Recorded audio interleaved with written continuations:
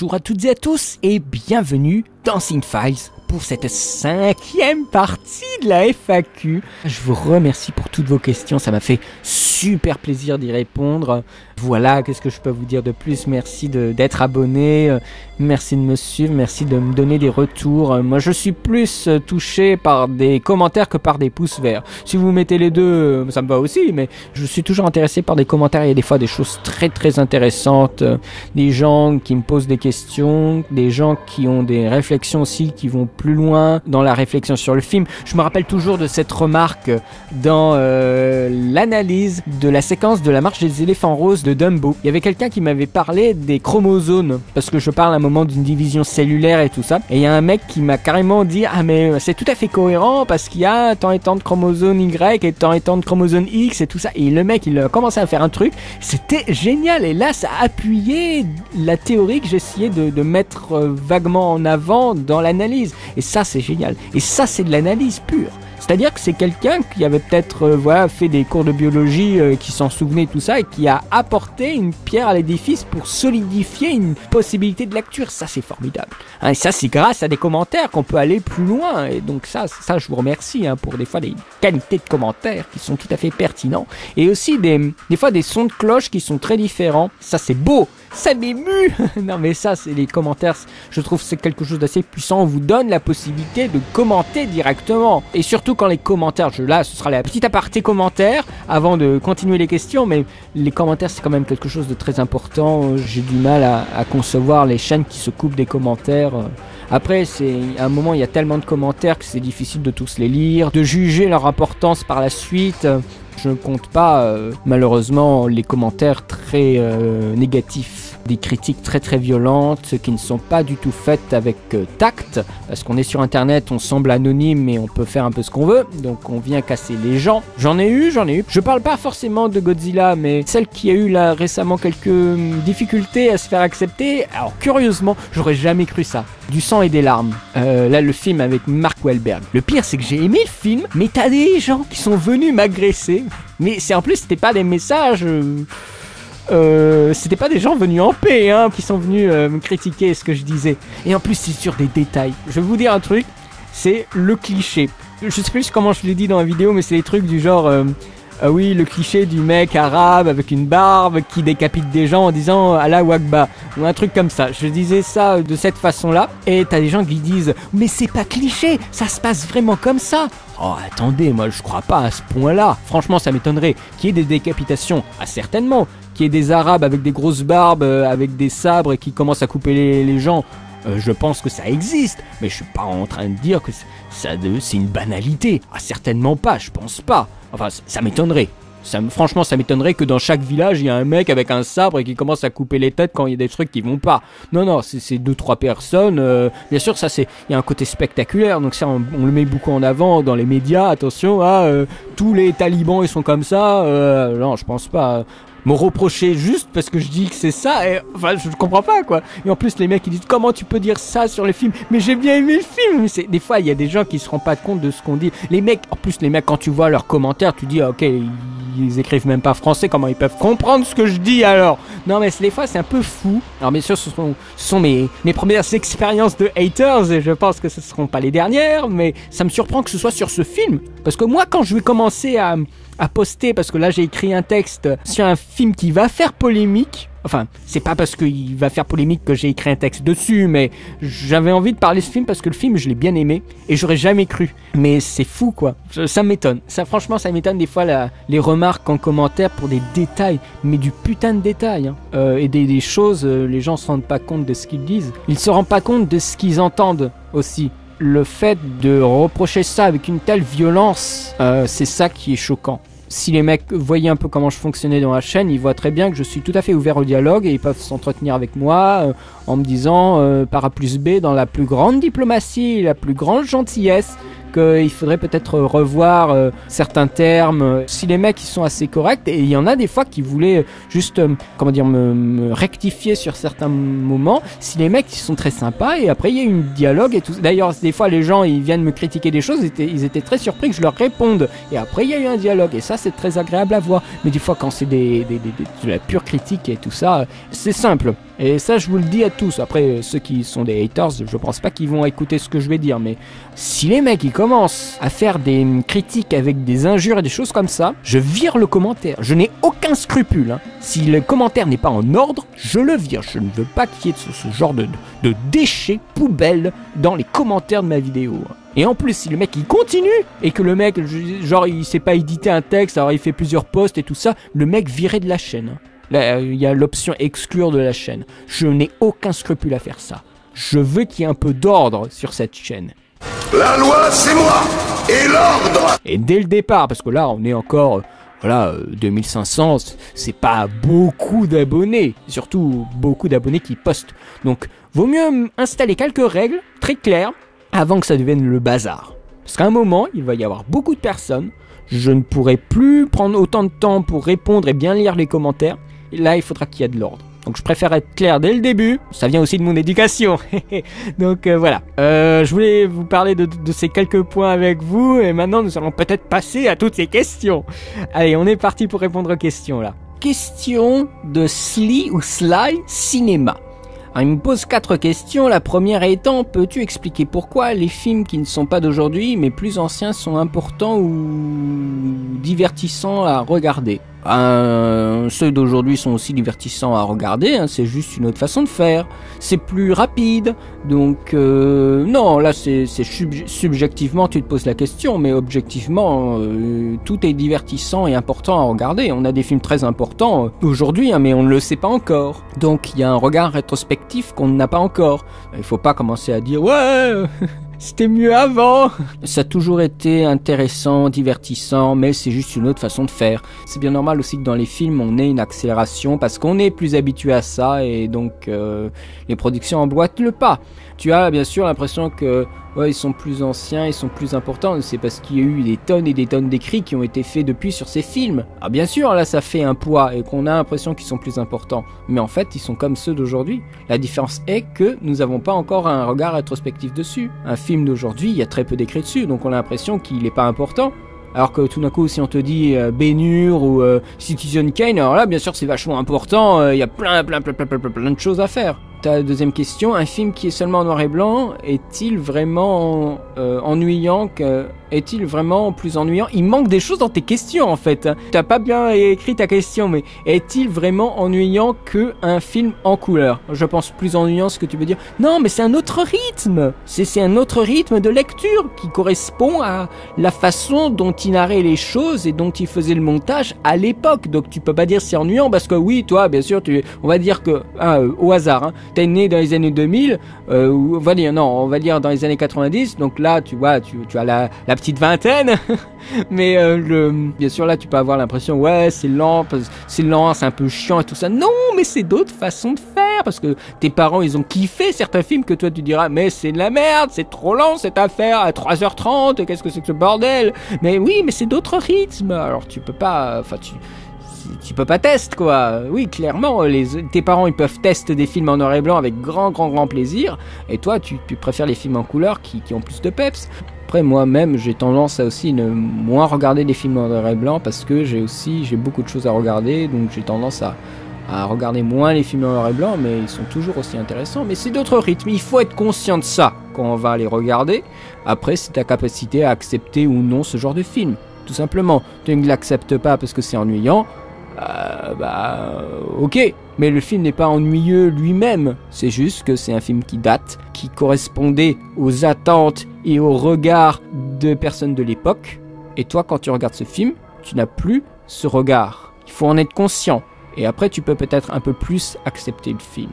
Vous demandez pas à votre grand-père, ah ce film, tu l'as pas aimé? Ah moi j'ai trouvé ce film génial. Et vous vous dites mais c'est de la merde. Ah mais comment peux-tu dire ça?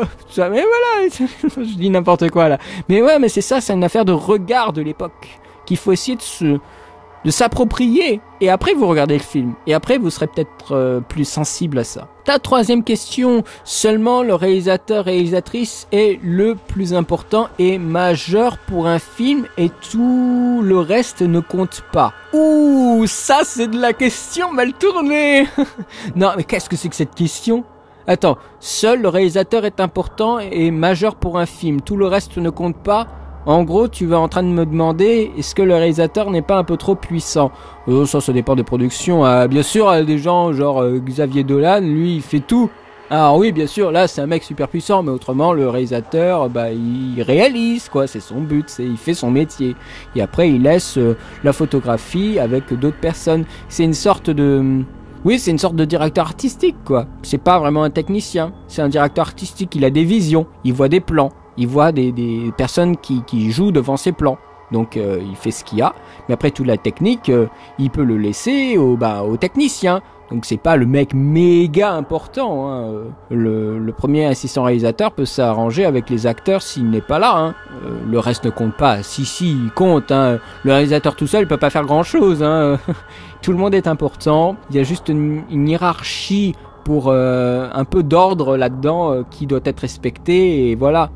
Mais il y a des gens plus importants que le réal aussi sur le plateau. Hein. Le chef-op est, je crois, même plus payé que le réal. Hein. Et si le producteur dit non, on va pas faire ça, c'est difficile de négocier, surtout quand on est en train de tourner. Hein.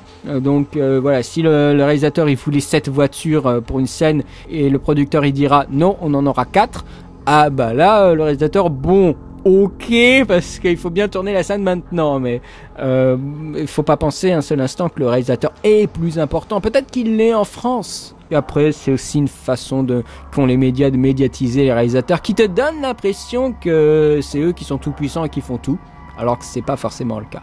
Ça dépend des personnes, mais c'est aussi l'image qu'on veut donner au cinéma. C'est le réalisateur, le mec qui sait tout, qui doit savoir tout, qui fait tout, mais en fait, non, pas du tout. Ensuite, quatrième et dernière question, quand les gens parlent du cinéma américain, ils parlent forcément des États-Unis. C'est comme si pour eux, il y a seulement... Oh là là, tes questions, franchement, il faudrait mieux les écrire. Hein. C'est comme si pour eux, il y a seulement les États-Unis en Amérique et que l'Amérique latine et le Canada n'en font pas partie. Pourquoi ne pas tout simplement dire le cinéma des États-Unis ou le cinéma états-unien? Après l'Amérique latine, justement on dit Amérique latine, le cinéma brésilien. Après Amérique latine englobe quelque chose de plus général. Va dire ça aux gens qui s'occupent de mettre en catégorie dans les dictionnaires de cinéma, dans les essais, dans je sais pas, les articles de presse. Hein. Et moi j'y peux rien. Hein. Non mais c'est aussi l'habitude. Je pense que tu peux tout à fait comprendre ça. L'habitude qu'ont les gens de dire telle ou telle chose. Parce qu'au départ, il y a quelqu'un qui a dit « Oh, on va parler cinéma américain. » Parce que le Canada ne faisait peut-être pas de film. Après, ils en ont fait. Ah, c'est peut-être ça, maintenant que j'y pense. C'est pour ça que j'aime bien vos questions, c'est que ça me permet de triturer en live la question.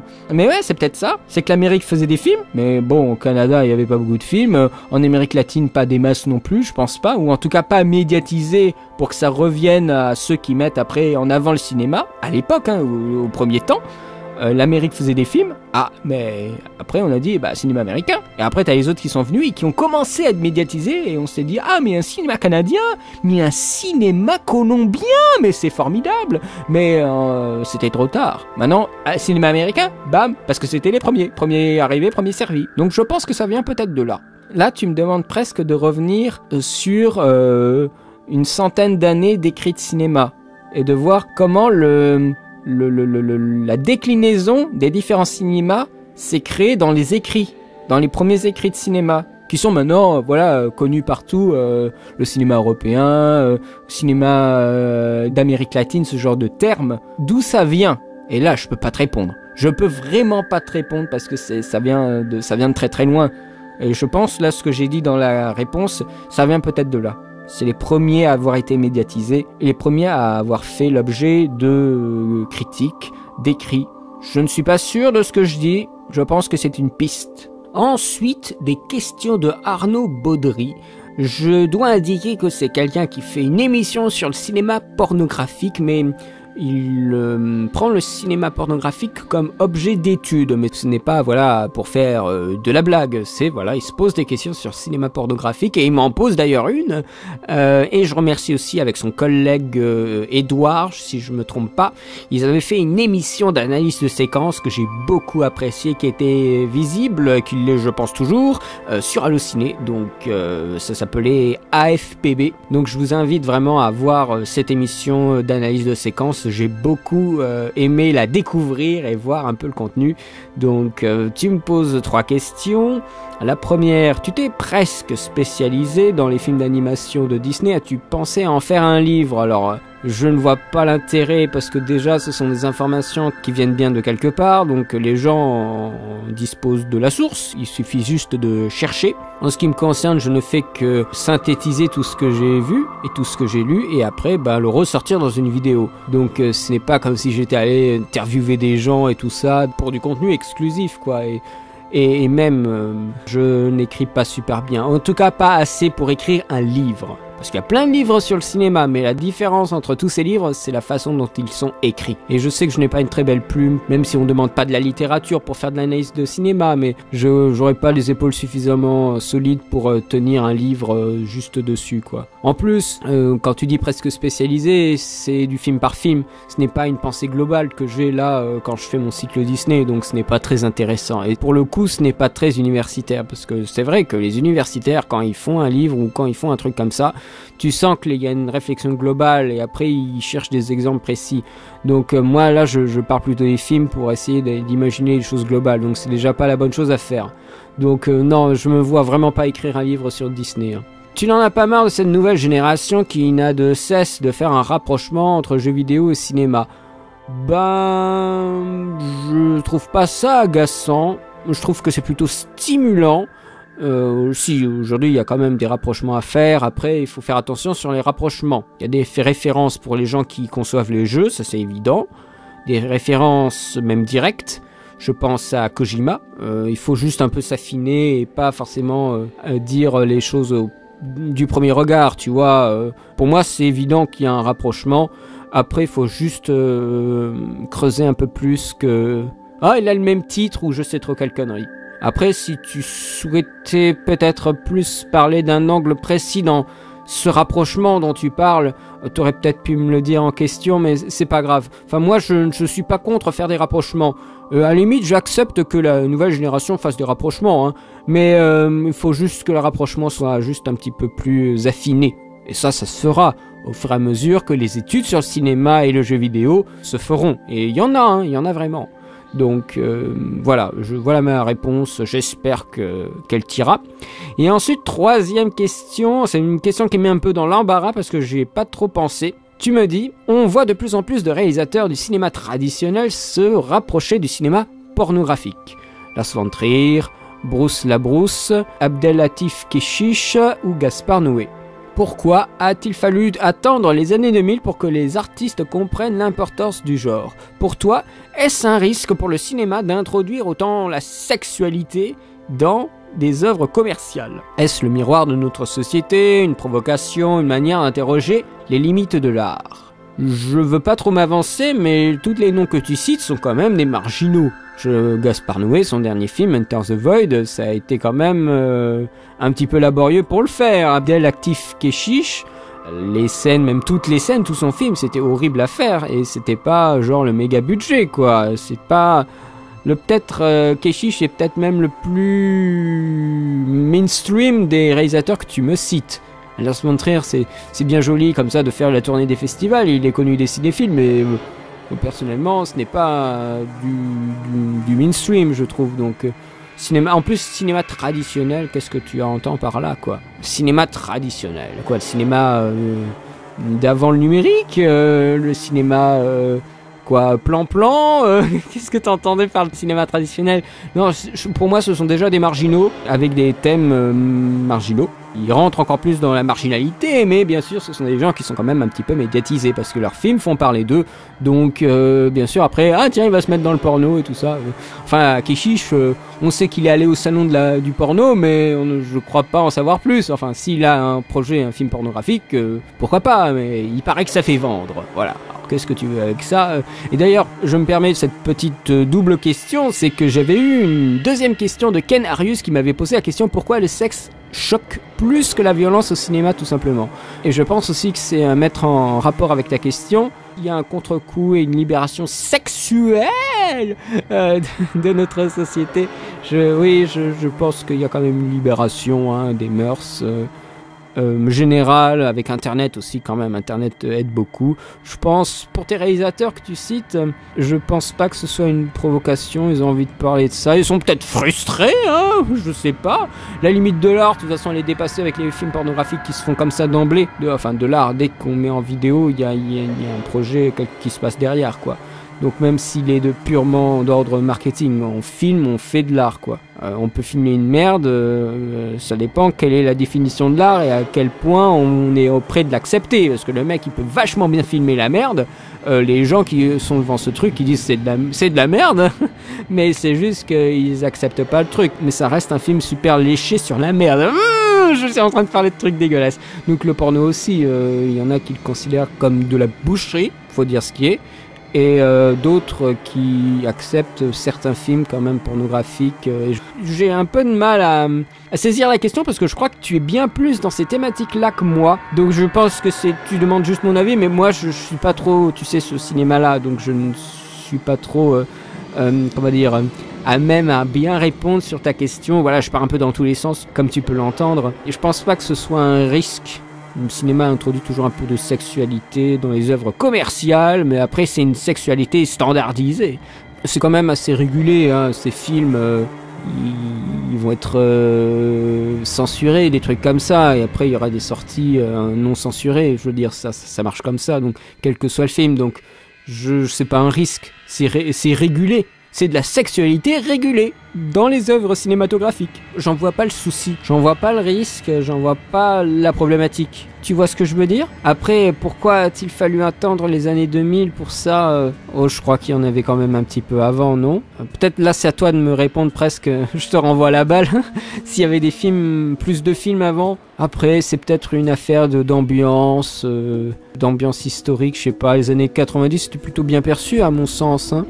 Les années 2000, c'est la déroute. C'est un peu là aussi la déroute sexuelle, je trouve, dans le film. Je sais pas. Et après, il y a un côté performance actuellement en termes de jeu d'acteur, une performance physique. Hein. Donc peut-être il y a aussi ce côté-là.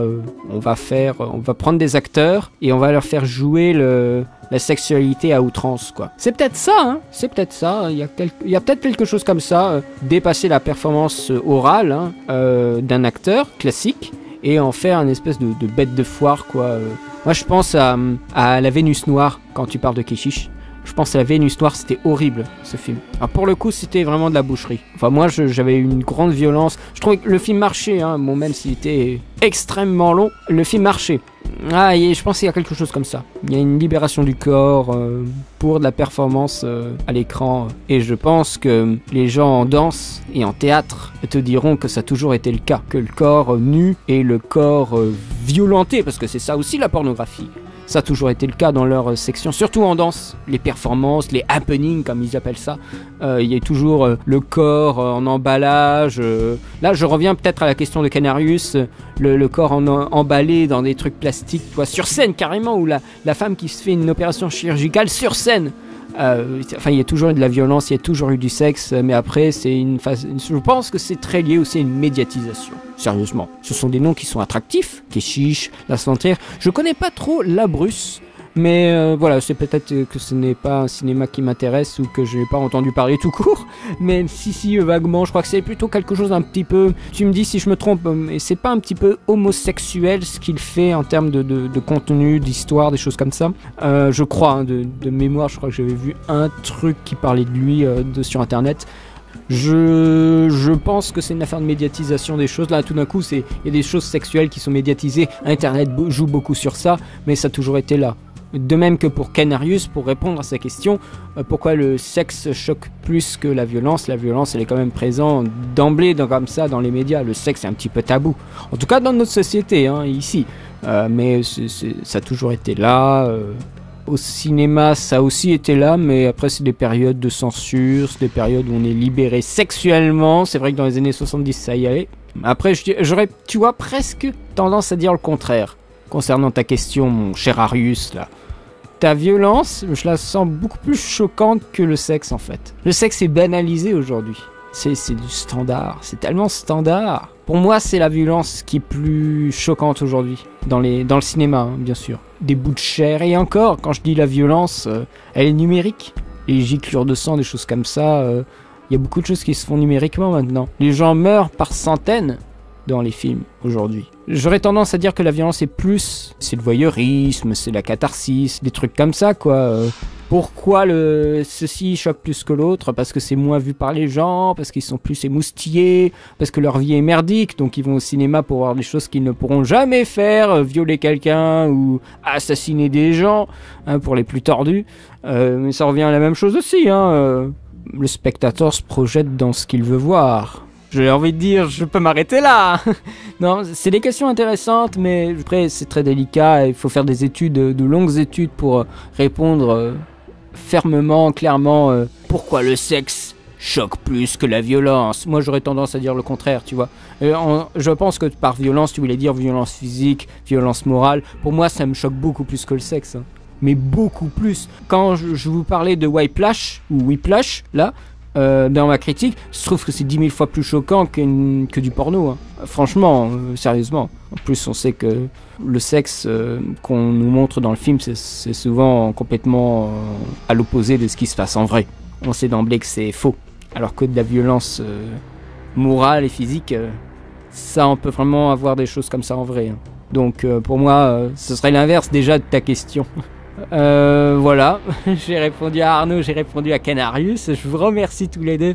Je remercie vraiment Arnaud. J'espère que tu continueras tes vidéos et que tu continueras peut-être un autre projet audiovisuel. Tu en avais un peu parlé vaguement avec Edouard sur votre page Facebook. En tout cas, moi je vous suis toujours avec grand plaisir. Ensuite, une question de Romain Sainte qui se pose des interrogations sur le système d'adaptation de livres ou de BD dans les blockbusters d'aujourd'hui. Y aura-t-il une lassitude d'un trop-plein de super-héros pour les films de ce genre? Je pense que c'est déjà comme toute période, il y a beaucoup de choses sur le même thème et après ça passera. Ensuite, je pense que c'était très frustrant pour tous les gens avant de ne pas pouvoir adapter leurs super-héros parce que il y a un problème technologique pour qu'on y croit un petit peu. Aujourd'hui, on a la technologie de faire quand même des trucs assez dingues. Donc, ils en profitent, c'est bien normal. C'est une période, comme tout, une lassitude, un trop-plein, ça c'est très contestable parce que tu te sens obligé d'aller les voir. Si tu ne les regardes pas tout de suite, il n'y a pas de trop-plein. Tu vois juste des affiches dans la rue et tu te dis je regarderai quand j'aurai envie de regarder. Voilà. Et même s'il y a plein de super-héros, il y a plein d'autres films aussi. Donc, c'est en aucun cas un trop-plein.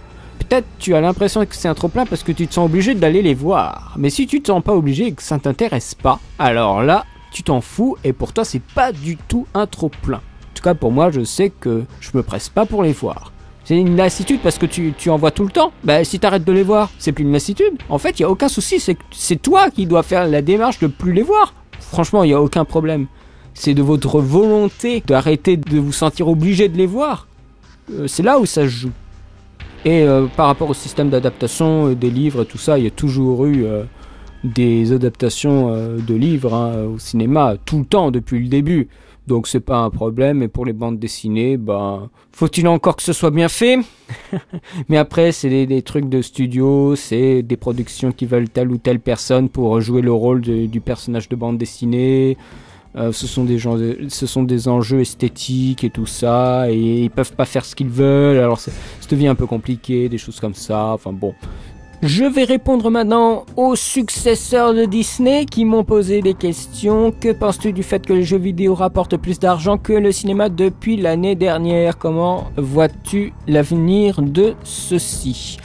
C'est comme le cinéma, ce sont des gros titres, des grosses licences, comme au cinéma d'ailleurs. Les générations avancent et il y a de plus en plus de générations qui jouent aux jeux vidéo. Même si les médias pensent que c'est encore un truc pour les enfants, les générations font que maintenant il y a des gens de 40 ans qui jouent aux jeux vidéo sans aucun problème. Plus les générations avancent, plus ça fait vendre, parce qu'il y a plus en plus de gens qui sont couverts par l'aura des jeux vidéo. Donc bien sûr ça fait vendre beaucoup plus de choses. Donc c'est bien normal qu'à un moment il y ait beaucoup plus d'argent qui circule au niveau du jeu vidéo que du cinéma, même si le jeu vidéo est en crise avec des changements, on revend plein de choses parce que c'est obsolète. hein, alors que le cinéma n'est jamais vraiment obsolète, les supports restent à peu près les mêmes, alors que le jeu vidéo, bah, il y a des choses qui se vendent à prix d'or parce que ça ne se fait plus et ça pose plus de problèmes. Mais moi, ça me surprend pas. Ça me surprend pas, c'est tout à fait normal. Je voudrais quand même qu'il y ait un équilibre qui s'installe, qu'on peut faire un jeu vidéo l'après-midi et que le soir on peut regarder un cinéma sans commencer à dire ah, le jeu vidéo c'est mieux que le cinéma ou des conneries comme ça. Ensuite, penses-tu que le cinéma français va disparaître? Selon certaines études, avec le cachet d'acteurs, les entrées de moins en moins nombreuses et tout ça. Non, non, non, non. Ça, c'est une immense connerie de penser ça. Tu dis les entrées de moins en moins nombreuses, mais le cinéma français, ça marche très très bien. Et même si tu peux penser qu'il y a moins en moins d'entrées, peut-être pour les films français, mais en attendant, quand tu vas voir un film américain, tu finances aussi le cinéma français. Hein, parce qu'il y a une part sur ton billet qui est redonné à l'exploitant, à un producteur et après aussi au CNC. Donc CNC, donc c'est l'organisme qui s'occupe un petit peu de tout le bazar en France en termes de cinéma, qui finance des scénarios, des choses comme ça, qui peut aider au financement des films. Donc quand tu vas voir, je sais pas moi, quand Avatar est venu, il y avait beaucoup de gens qui sont allés le voir et ça a financé le film français, le cinéma français. Donc de toute façon, ça c'est des conneries. Cachet d'acteurs, ça va se calmer à mon avis parce que c'est un peu indécent quoi. Ou pas, hein, ça va rester la même chose. De toute façon, je pense pas que le cinéma français va disparaître. Attends, hein, ce serait ridicule. Tu veux que je me pointe au chômage, hein, c'est ça? Non, parce que si le cinéma français va disparaître, comment l'audiovisuel va répondre? Enfin, ça risque d'être l'hécatombe, on va tous être au chômage et après, le moindre boulot, tout le monde va se jeter dessus, ça va être horrible, quoi. Ça va être horrible. Donc non, le cinéma français ne peut pas se casser la gueule comme ça, quoi. C'est impossible. C'est incroyable que tu me poses une question pareille. Encore, on n'aime pas, bon ça, je peux comprendre. Mais que tu penses que le cinéma français va disparaître, moi ça me choque. Hein. Franchement, ça me choque. Ensuite, en restant sur le cinéma français, crois-tu que garder les mêmes acteurs dans les films au grand succès, Omar Sy, Cadmerade, Danny Boone, ne risque pas de lasser le public? Oh, c'est des périodes. Papa, c'est des périodes. Comme dans les années précédentes, on avait tout le temps Jean Reno, on avait tout le temps Delon ou Jean Gabin ou Louis de Funès. C'est tout à fait normal. À un moment, les mecs, on va plus jamais les voir. Comme ça, on dira dans les années 2000, il y avait tel ou tel acteur et tout ça. C'est que les mecs, ils profitent aussi du moment où ils ont la côte. Parce que des fois, ils ont peut-être plus la côte et pendant, 2-3 ans, ils feront vache maigre. Donc là, ils en profitent. Et c'est normal. Vous avez peut-être l'impression que ça va lasser le public parce que vous les voyez vous, mais il suffit juste de pas s'en intéresser à ce genre de choses et on n'est pas lassé du coup. Voilà, on est lassé que si on regarde un grand nombre de films où ils apparaissent. Or, ce n'est pas mon cas, donc je n'en suis pas lassé. Que reprocherais-tu au Disney récent par rapport aux Disney les plus anciens? Ça, j'ai déjà répondu à cette question, je crois, dans la première partie, il me semble. Mais j'ai déjà répondu à cette question. Donc, tu as l'intitulé des questions dans la description de chaque FAQ. C'était une question, préfères-tu les anciens ou ceux des années 2000 et pourquoi, un truc comme ça. Donc, j'ai déjà répondu à cette question. Ensuite, autre question, beaucoup de gens préféreraient les anciens Disney, mais n'est-ce pas plus la nostalgie qui passe avant leurs analyses des films de Disney récents d'après toi? Bon, ça revient un petit peu à la question précédente. Oui, non, mais il y a une affaire de nostalgie. Oui, non, ça c'est évident. Non, mais franchement, c'est évident. Après, la nostalgie pour ces gens-là, mais imagine qu'il y ait quelqu'un qui soit né, je sais pas, moi au début, peut-être à la fin des années 90 et qui découvre les Disney des années 2000 et pour eux, c'est les classiques qui sont pour nous les films des années 90. Oui, mais c'est juste une affaire de génération. Il y a des gens qui ont vécu Cusco comme c'était une espèce comme si c'était leur Disney à eux, alors qu'il y en a d'autres... Bon, les années 2000, 90, c'est pas leur truc, mais alors les années 70, avec Peter Elliott le Dragon, Bernard et Bianca, c'était leur trip. Donc après, c'est vraiment une affaire de génération. Hein. Ce sont d'autres mœurs, c'est une autre société. Et donc des animateurs et des réalisateurs issus d'une autre société qui font les films. Donc après, c'est une affaire d'être en phase avec la période dans laquelle ces films ont été faits. Ensuite, dernière question, s'il devait y avoir qu'une seule chose réussie pour toi dans un film, ce serait le scénario ou la mise en scène? Ah ben la mise en scène, hein. Combien il y a des fois de scénarios méga basiques. Basiques, mais la mise en scène transcende ce truc, quoi. Star Wars, qu'est-ce qu'il y a de plus basique que Star Wars? Un mec qui reçoit un pouvoir, qui est aidé par un plus vieux et qui va sauver une princesse d'un chevalier malfaisant. Parce que c'est ça le premier Star Wars. Et la mise en scène, le storytelling, la façon dont on va faire l'histoire, les personnages, leur incarnation surtout, parce que les personnages au scénario ont l'air méga basiques, mais les incarnations par les acteurs sont beaucoup plus forts, la mise en scène joue beaucoup, l'univers dépeint, le décor, franchement... Il n'y a pas photo, quoi. C'est la mise en scène. Mais pour moi, la mise en scène est plus importante. Parce que je suis un monteur aussi, je suis pas un scénariste ou peut-être un réalisateur, donc ou un acteur, qui sont peut-être plus scénario, quoique le réalisateur, il est un peu entre les deux. Mais moi, je suis un monteur, donc pour moi, la mise en scène est plus importante que le scénario, quoi. Après, c'est contestable ce que je dis, maintenant que j'y pense. Le scénario peut être important pour le monteur, mais... Moi, je suis plus attaché à la mise en scène que par le scénario. Le scénario, on peut lui faire dire ce qu'on veut après au montage. Il n'est pas très structurant. On peut le déconstruire. Alors que la mise en scène, là, c'est intéressant et on peut beaucoup en jouer. Je vous remercie tous les deux, là, parce que je crois que vous êtes deux pour les successeurs de Disney. Et à bientôt pour de nouvelles aventures. Je réponds maintenant à Vincent qui m'a posé des questions depuis Facebook. Que représente pour toi le cinéma dans ma vie ou quelle est l'image que je pourrais avoir du cinéma? Que représente pour toi le cinéma? Beaucoup de choses, hein. Ça, je peux t'assurer que je me vois mal faire autre chose que ça. Ce serait très difficile. Ou alors j'en souffrirais d'une façon ou d'une autre. Comment je peux répondre à une question pareille? C'est juste du cinéma, quoi. C'est de l'audiovisuel, c'est du divertissement. Mais en même temps, c'est tout pour moi parce que je veux travailler là-dedans, je veux faire du montage, j'ai besoin de voir des films. C'est rien et c'est tout en même temps. Après, comment je pourrais représenter le cinéma? Moi, je le verrais comme un espèce de miroir déformant. C'était un peu comme le miroir de Harry Potter. Je vois ce que je désire, mais c'est déformé. Moi, je veux pas que le cinéma me renvoie une image nette de moi-même et du monde dans lequel on vit. Je veux un truc déformant, je veux voyager. Ce qui revient à ta question suivante, qu'est-ce qui fait pour toi un grand film mémorable? Pour moi, oui, c'est ça. Le cinéma doit présenter des films mémorables, des grandes épopées d'aventure qui parlent de la nature humaine, des films qui sont, je veux dire transversales, non, mais qui ont des grands thèmes universels, porteurs. Je pense au film de James Cameron, hein, Titanic ou Avatar, Lawrence d'Arabie. Justement, ces films sont considérés comme des grands films parce qu'ils sont extrêmement puissants. Ce sont des épopées littéraires, romanesques, c'est terrible, un sens romanesque qu'on a complètement perdu aujourd'hui. Pour moi, ça, c'est un grand film. De l'aventure, un sens romanesque très poussé. J'ai vu Titanic tout récemment, et je peux te dire que ça, c'est un grand film. Ah, tu sens qu'il y a une ampleur dans le film. Je veux qu'il y ait... Pour moi, un grand film doit avoir une putain d'ampleur. Et James Cameron réussit avec Titanic à créer cette ampleur. Des films comme Gladiator, tu sens... le drame, toute la tragédie de cette histoire de ce guerrier, de ce général, et ouais, un grand sens dramatique.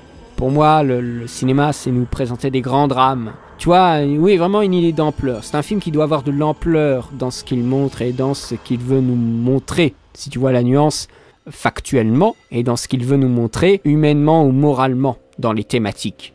Voilà, pour moi, ce qu'est un grand film. Peut-on aboutir à la même question avec... le mot réalisateur. Pour moi, le grand réalisateur, c'est quelqu'un qui a une grande vision de son film, qui sait où il doit aller, sinon c'est un peu le bordel, qui ne néglige aucun aspect. Ça, c'est le plus important, parce que des fois, on a l'impression que le mec, il sait très bien jouer avec les acteurs, mais alors il filme et monte comme n'importe quel réalisateur de film télé. Moi, je pense par exemple à Scott Cooper, qui est un excellent directeur d'acteurs. On le voit avec Les Brasiers de la Colère, là, ou comment ça s'appelait, Crazy Heart. Les acteurs jouent très très bien, mais c'est une mise en scène qui est complètement oubliable. Et je trouve ça tellement dommage. Et de l'autre côté, on a des gens qui font des films extrêmement léchés, très techniques. Je pense à Zack Snyder, mais après les acteurs et le scénario, ce n'est pas très bien représenté. Ça, c'est un peu dommage. Donc oui, pour moi, c'est quelqu'un qui doit jouer sur tous les tableaux. C'est quelqu'un qui arrive à créer cette ampleur des grands films dont je parlais. Donc oui, voilà, pour moi, c'est un peu ça. Ensuite, trouves-tu que le prix actuel d'une séance de cinéma est excessif ou non? Alors là, ça dépend de quand tu vas aller regarder le film. Parce que le prix du billet à la première séance du matin n'est pas le même que le prix du billet à 18h. Ça, je peux te l'assurer. Moi, en étant à Paris, je vais dans un cinéma, dans un multiplex, je sais que le prix du billet n'est pas cher. J'ai payé combien ? 6 €, je crois, ou 6,50 €. Séance du matin. Je ne sais pas combien tu payes, mais je pense que c'est plus de 6 €. Donc, faut juste se lever le matin. Et ça, après, ça vous évite de payer 10 €, 14 €. Une fois, c'était 14 € pour une séance de cinéma. Sachant que c'est une séance 2D classique, sans 3D, sans quoi que ce soit. Donc, en effet, ce n'est pas cher. Ça dépend complètement, je pense, des séances, et pas forcément des villes ou des communes. Et enfin, tu me poses la question, y a-t-il un film qui t'a marqué dans une salle de cinéma ? Je crois que de mémoire, The Dark Knight, c'est le seul film que je suis allé voir 2 fois. Bien sûr, plus je remonte dans le temps, plus j'étais impressionnable. Mais c'est vrai que The Dark Knight, pour l'avoir vu 2 fois, c'est quand même un cadre assez exceptionnel. Bon, je me suis pas trop dispersé cette fois-ci, Vincent. Je sais que tu es particulièrement attaché à mes réponses de FAQ. En tout cas, je te remercie pour tes questions. Ensuite, des questions de Baudouin données. Il me pose quelques questions. Si tu rencontrais une personne qui n'y s'y connaît pas en cinéma, lequel lui montrerais-tu en priorité ? C'est-à-dire un film qui résume le cinéma. Quel film je pense que je lui montrerais une espèce de grande fresque. Quelque chose de bien épique.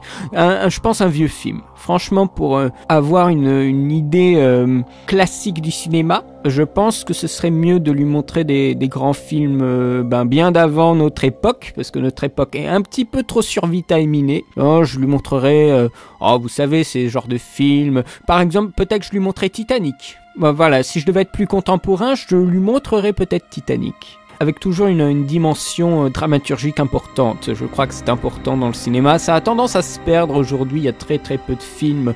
Des films qui ont une ampleur dramatique classique. Si je devais lui montrer un seul film ou une catégorie de films, ce serait ce genre de film. Pour commencer, bien sûr, pour qu'il se fasse une idée de ce qu'est le cinéma. Est-ce que les films qui sont faits pour des mauvaises raisons, l'argent, sont-ils forcément mauvais ? Oh non, mais ça c'est... Ils peuvent être faits pour de l'argent, mais ils peuvent être aussi très bons. Il y a beaucoup de films de Steven Sommers qui sont des films qui sont pour faire de l'argent, qui ne sont pas très innovants et tout ça, mais c'est des films qui se regardent très très bien, hein. Je veux dire, le retour de la momie, c'était très très chouette, bien sûr, ça a vieilli, après on voit plein de défauts et tout ça, mais en attendant c'est chouette et c'est pas mauvais. Les films de Steven Sommers sont quand même des films africains, mais ils sont pas mauvais, hein. Donc non, ça c'est un petit peu faux. Je veux dire, les Transformers c'est fait pour faire de l'argent et pour vendre des jouets, c'est des films qui sont quand même bien faits. Michael Bay essaie à quand même assez bien narrer les choses. Après c'est un style, hein. Alors bien sûr après les gens ils cassent la gueule de ce genre de film, et comme par hasard ce sont des films qui ont fait minimum 700 millions à travers le monde, hein. Donc c'est pas comme s'ils étaient foncièrement mauvais, parce que ces films qui sont là pour faire de l'argent, c'est aussi des films qui sont là pour redresser peut-être la barre de studios qui sont un petit peu mal au point, et qui vont après peut-être grâce à l'apport d'argent financer des projets très intéressants. Donc il faut pas oublier ça aussi quand on parle de grosses machines qui sont là pour faire de l'argent, c'est aussi pour restabiliser la situation financière. Je pense par exemple à The Amazing Spider-Man pour Sony. Bien sûr, il y avait, à ce qu'on m'avait dit, des problèmes de licence, ils devaient en faire un rapidement, mais c'est aussi beaucoup pour se faire de l'argent, parce que Sony est un petit peu mal, quoi, avec tous les problèmes, les secteurs qui ferment, récemment son piratage. Il compte aussi sur des grosses machines comme les The Amazing Spider-Man ou par exemple les James Bond pour remonter un petit peu la pente. Donc c'est bien normal que voilà, il y ait des films qui sont faits pour avoir de l'argent et ils comptent vraiment sur eux pour qu'ils marchent, quoi. C'est un peu comme leur Joker. Ce sont les Jokers de la production, les grosses machines pompe afrique, hein, clairement. Selon toi, qu'est-ce qu'un film d'auteur ? Alors, il y a la définition populaire, le film, on se fait chier devant, le réalisateur qui, voilà, fait son petit truc à lui, enfin, ce genre de choses, bon, c'est ce qu'on imagine souvent. Mais le film d'auteur, j'ai envie de dire presque tout le monde est un auteur quand on commence à faire pas mal de films et qu'on retrouve des... Enfin, il y en a qui appellent ça des gimmicks, mais c'est plus des réflexes de mise en scène qui sont après peut-être vecteurs de sens, hein. Je pense qu'il y a beaucoup de gens qui sont des auteurs, hein. Zack Snyder est un auteur. Et ce sont des tics, mais ce sont des choses qui sont assez porteuses et il a aussi une patte. Quand tu vois un film de Snyder, tu te dis « Ah, ça c'est Snyder, hein !» Ou par exemple pour de la musique, à un moment j'entendais quelques notes, je me dis ouh ça c'est du Hans Zimmer, et hop je voyais après musique Hans Zimmer, je me dis ah bah voilà. Mais c'est ça aussi, l'auteur c'est celui que tu vas reconnaître dès les premières images du film, quoi, dès les premières 5 minutes, sans avoir vu de qui c'est réalisé, tu sais ah lui c'est ce type là. L'auteurisme, c'est quelque chose, je pense, de beaucoup plus global. C'est pour ça que je trouvais, par exemple, que quand le Fossoyeur disait dans le débat avec Durandal, cite-moi un bon film d'auteur, et il avait dit Pay and Gain, bon, moi je suis d'accord. Hein. Pour moi, avec ce qu'il a fourni aujourd'hui en termes de film, Michael Bay est un auteur. Je pense pas qu'il faille forcément entendre le mot auteur comme quelque chose de ultra noble et destiné à certains réalisateurs et tout ça. Non, non, c'est quelque chose de plus global, hein, et qu'on peut décliner à peu près à n'importe qui. Je dis pas qu'il faut aller dans des extrêmes, Uwe Boll est un auteur ou des choses comme ça.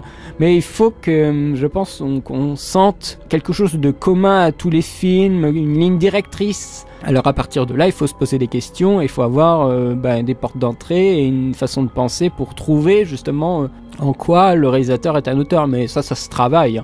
Ensuite, dernière question, tu l'as dit sur ta vidéo du Hobbit, tu trouves que la version longue est plus marketing qu'autre chose. Mais y a-t-il des versions longues, je ne parle pas des Director's Cut, qui ajoutent un réel plus ou intérêt au film? Bah souvent les versions longues, ce sont un peu des Director's Cut, excuse-moi de le dire comme ça. La version cinéma, ce sont des versions où il a fallu faire des compromis par rapport à la distribution, par rapport aux producteurs. Et la Director's Cut, ce sont des versions longues où on a rajouté des choses qu'a fait le réal et qui sont plutôt bien. Moi, je pense à la version d'Abyss, je pense à la version de Aliens, Kingdom of Heaven, qui est pour le coup, je crois, une Director's Cut. Je suis pas sûr, mais je crois. Et la version longue de Abyss, c'est vraiment bien. Je vous conseille de voir cette version. Après, il est toujours pas sorti en Blu-ray, c'est un petit peu dommage, mais bon, à un moment, il va bien sortir. Il y a aussi la version longue, la version extend, comme ils appellent ça, de Avatar, qui propose des choses, pour le coup, je suis plus d'accord avec la version cinéma. En fait, il y a une scène de chasse qui est vraiment pas mal, quand il est là sur les dos de Pteranodon, là, et ils attaquent un troupeau, c'est pas mal. Mais le début du film, je trouve ça dommage qu'on soit lié à ce qui se passe sur la Terre et voir la condition de notre héros, alors que dans la version cinéma, on était directement dans l'espace. Donc ça, c'était des points, je comprenais pourquoi il l'avait enlevé, mais bon, c'est toujours bien d'avoir un peu plus d'images du film. Quand je parle de la version de Kingdom of Heaven, elle est excellente, elle a une portée politique beaucoup plus importante, il y a des scènes de baston qu'on n'a pas dans le film et qui sont dans la Director's Cut. Donc voilà, ça c'est intéressant. Après, les versions longues des Seigneurs des Anneaux, c'est toujours pour brasser plus de choses. C'est toujours intéressant, quoi, mais après, c'est un peu frustrant d'avoir des bouts de film. Moi, par exemple, j'attends la version longue de Exodus, parce que je l'ai vu au cinéma. Je souhaitais vous faire une critique, mais si je la fais, elle sera pour bien plus tard.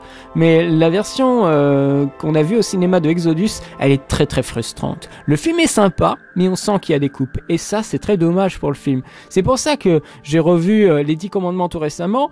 Les 10 commandements, c'est plus de 3h30, et c'est nécessaire, parce qu'au vu de la chronologie des événements et de tout ce qu'il y a à narrer, t'es obligé de faire plus de 3 heures. Parce que sinon, c'est du bâclé. Et là, 2h30, tu sens que ça coince, et c'est vachement dommage pour Ridley Scott.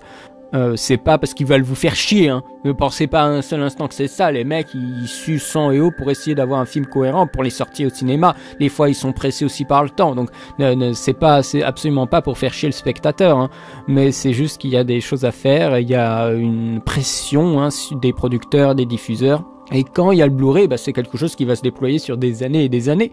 C'est-à-dire la vente de Blu-ray. Et de DVD bien sûr, donc là ils ont plus le temps de penser une version longue et puis voilà quoi.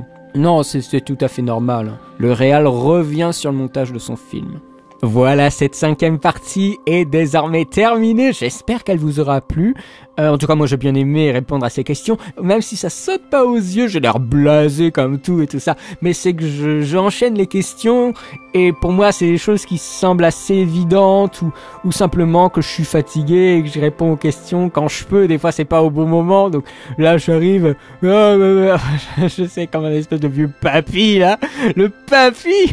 D'ailleurs, c'est vrai que quand je dis papy, il y a pas mal de personnes qui ont l'impression que je suis un espèce de papy en train de raconter une histoire. histoire. Certaines personnes m'ont déjà fait ce retour-là, on dirait un mec qui va nous raconter une histoire.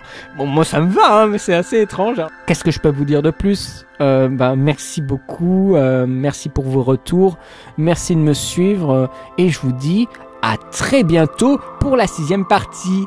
Allez, salut!